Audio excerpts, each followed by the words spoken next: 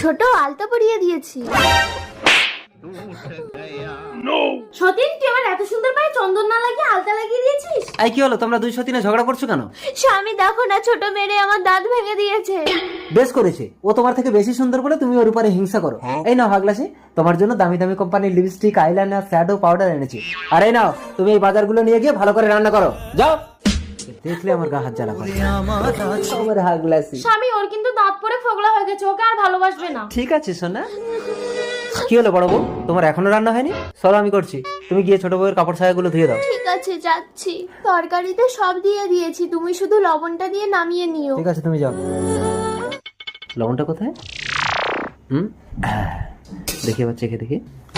বাহ, দারুণ স্বাদ হয়েছে। এইবার বড় বউ তরকারিতে এক গাদা লবণ ঢেলে দিয়ে তোকে আমি স্বামীর হাতে মার খাওয়াবো। ও হাগলাসি, আজ রান্নাটা যা হয়েছে